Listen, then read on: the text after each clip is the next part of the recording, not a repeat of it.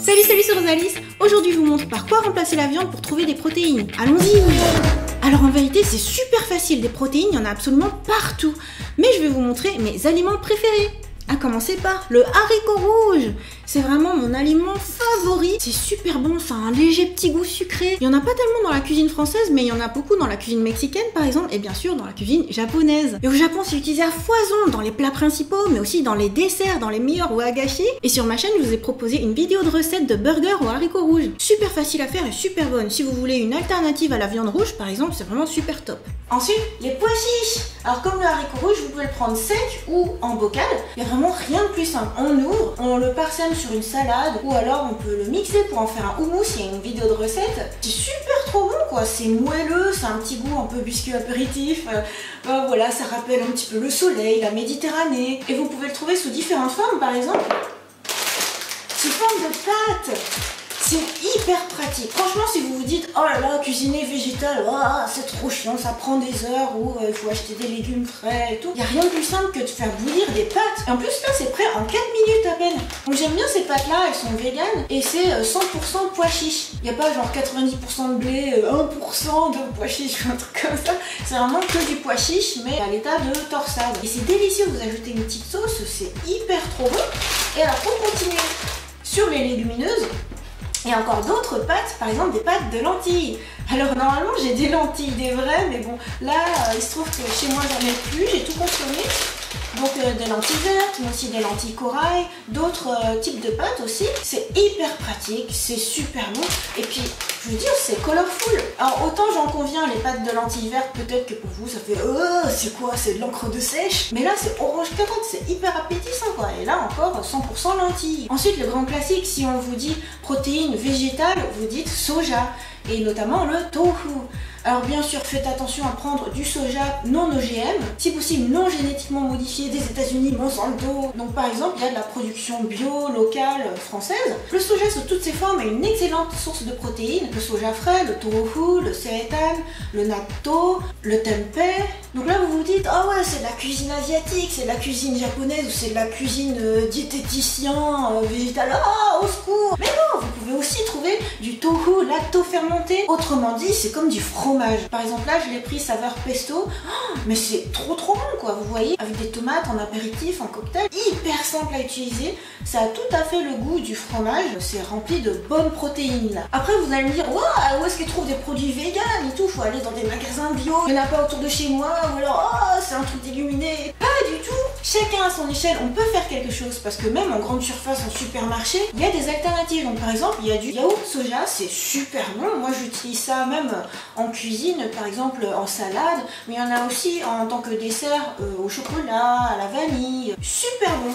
Et pareil pour le lait de soja, on peut en trouver maintenant dans les magasins Casino par exemple, mais même à Leclerc, au Carrefour, Auchan. Je pense que ça se démocratise, il n'y a même plus d'efforts à faire, il y a juste à le choisir. Tout à l'heure je vous parlais de fromage, il y a aussi la levure de bière qui peut faire une alternative, par exemple pour saupoudrer sur vos salades, ça fait un peu effet parmesan, mais en plus c'est riche en protéines, comme tout ce que je vous présente, mais aussi en plein de vitamines. Donc ça c'est vraiment super facile, il n'y a vraiment qu'à saupoudrer. Et là pareil, on en trouve absolument partout. Ensuite mes petits chouchous, les oléagineux, je vous ai souvent vanté le mérite des noix par exemple. C'est aussi également riche en protéines, et puis qu'est-ce que c'est bon, on peut l'utiliser de plein de manières, en dessert, dans les salades, juste à croquer comme ça. Il n'y a rien de plus simple, c'est super bon. Il y a aussi les noisettes et les amandes.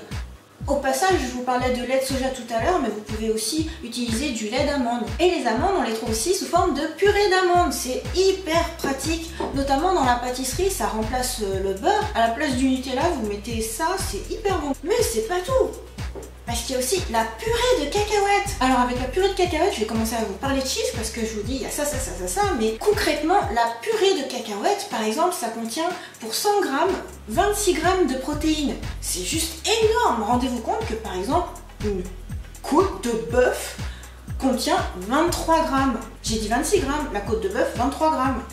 Voilà, vous vous dites, oh là là, la viande, toute viande animale, c'est la source par excellence de protéines. Non! Votre purée de cacahuètes est supérieure. Et pour continuer dans les choses agréables, il y a le cacao. Le cacao, c'est 20 grammes de protéines pour 100 grammes. C'est énorme. Et mais qui n'aime pas le chocolat, quoi? Au goûter, au dessert, au petit déjeuner, et parlant de petit déjeuner, il y a les graines de chia aussi, qui sont d'excellentes sources de protéines. Alors je vous montre des haricots, des amandes, c'est peut-être pas forcément ce que vous avez dans votre placard tous les jours ou dans votre frigo, mais alors je vous disais, des protéines, il y en a partout. On se dit, il faut forcément aller les chercher, mais en fait c'est pas vrai. Dans tous légumes que vous ayez, par exemple, il y a des protéines.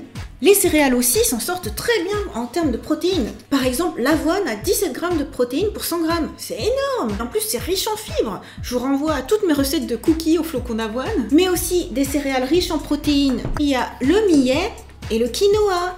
Et même le riz. Enfin, à moindre mesure, mais c'est vraiment pour vous dire qu'il y en a partout. Il y en a même dans les fruits. Donc notamment dans les abricots secs, il y en a 5 grammes pour 100 grammes, mais aussi dans les mûres blanches, les pruneaux, la goyave, et aussi dans l'avocat, parce que oui, c'est un fruit. Hein. Et le grand final, pour finir en apothéose, ça fait plaisir à ma mère et à ma soeur, le piment, et oui, il y a de la protéine, en plus des antioxydants. Donc vous voyez, tout ça pour dire que quand on se dit, oh là là, mais tu vas avoir des carences en protéines si tu manges pas de la viande, qu'est-ce que tu vas faire? Tu vas manquer de quelque chose. Mais c'est genre impossible de manquer de protéines. Voire même, on en mange beaucoup trop. Maintenant, je vais vous parler de quantité recommandée par jour. La quantité de protéines recommandée pour une femme est de 50 grammes par jour. Et ça peut aller jusqu'à 60 grammes par jour pour un homme. Vous vous souvenez des proportions que je vous ai dit? Je vous parlais de 23 grammes, 26 grammes. C'est énorme! Autrement dit, on n'a pas tant besoin de protéines que ça. On n'a pas besoin d'une masse qui justifierait qu'on aille tuer plein de bétail pour avoir ces protéines. Non, pas du tout. Une bonne purée de pommes de terre, des carottes, paf, ça y est, c'est fini. Vous avez votre quantité recommandée par jour en un seul plat. Oh, elle est pas belle la vie! Statistiquement, on mange environ 16% des apports journaliers recommandés en protéines. C'est trop en fait, on n'a besoin que de 10%.